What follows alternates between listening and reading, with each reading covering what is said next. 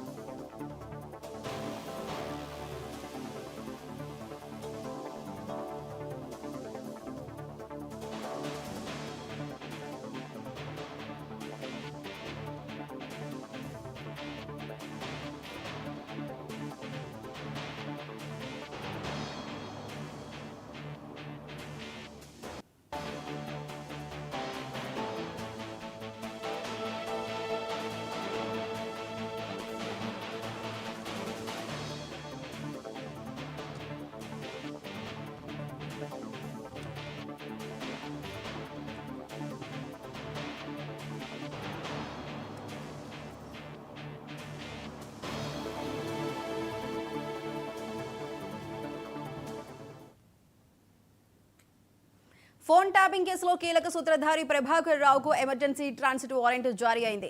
అమెరికాలోని Indian embassy Prabhakar రావుకు emergency transit warrant జారీ చేసింది.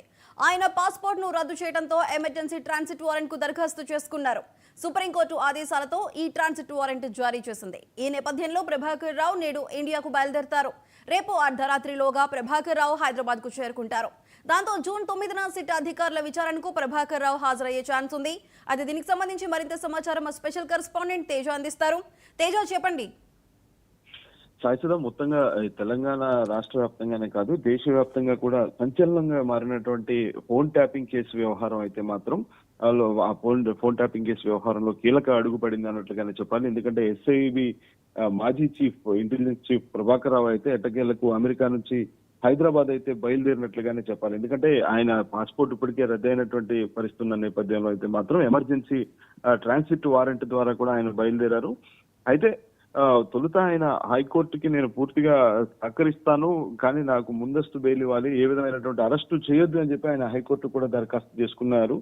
అయితే అలాంటి నేపథ్యంలో హైకోర్టు అయితే మాత్రం తిరస్కరించడంతో ఆయన సుప్రీంకోర్టును ఆశ్రయించినటువంటి పరిస్థితి. అయితే సుప్రీంకోర్టు మాత్రం పూర్తి స్థాయిలో కొంత ఎస్ఐబి మాజీ చీఫ్ ప్రభాకర్ రావుకి అయితే సుప్రీంకోర్టు ఊరటం లభించింది అన్నట్లుగానే చెప్పాలి.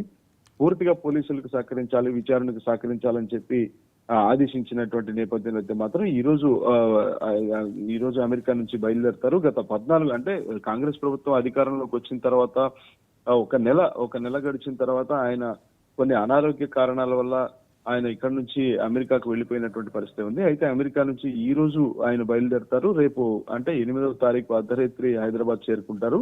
అనంతరం 9వ తారీఖు అయితే మాత్రం ఆయన విచారణ ముందు సిట్ విచారణకు అయితే హాజరవుతారు. ఈ సిట్ విచారణలో అంటే A1 గా ఉన్నటువంటి ప్రభాకర్ రావు ఎట్టకేలకు 14 నెలల సుదీర్ఘ విరామం తర్వాత ఆయన హైదరాబాద్ రప్పించేటువంటి ప్రయత్నం అయితే చేశారు. మొత్తంగా పోలీసులు అయితే మాత్రం ఈ నెల సిట్ అధికారులు అయితే 9వ తారీఖు పూర్తి స్థాయిలో విచారణ చేయబోతున్నారు. ఈ విచారణలో చాలా విస్తుపోయేటువంటి నిజాలే బయటకు రాబోతున్నాయి అన్నట్లుగా తెలుస్తుంది. అసలు ఎందుకు ధ్వంసం చేయాల్సి వచ్చింది, కీలకమైనటువంటి ఆధారాలను ధ్వంసం చేసి ఎందుకు మూసీలో పడవేయాల్సినటువంటి పరిస్థితి వచ్చింది, ఎందుకు ఎవరెవరి ఫోన్లో ఎవరు ట్యాప్ చేశారు, దీన్ని వెనుక ఉన్నటువంటి సూత్రధారులు ఎవరెవరి ఫోన్లో ట్యాప్ చేశారు, స్వపక్షంలో ఉన్న వాళ్ళు కానివ్వండి లేదా అప్పటి ప్రతిపక్ష నాయకుల ఫోన్లు కానివ్వండి, కీలకంగా వ్యవహరించినటువంటి అధికారుల ఫోన్లు కానివ్వండి, ఎందుకు ట్యాప్ చేశారు, ఎవరు చెప్తే ట్యాప్ చేశారు అనేటువంటి దానిపైన అయితే మాత్రం పూర్తి స్థాయిలో సిట్ విచారణ చేయబోతుంది.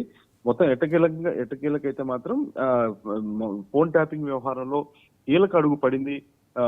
ఎస్ఐబి మాజీ చీఫ్ ప్రభాకర్ రావు అయితే ఈ నెల 9వ తారీఖున సిట్ ముందుకు విచారణకు హాజరు కాబోతున్నారు అన్నట్లుగానే మనం చెప్పాలి. సాయిచుదా.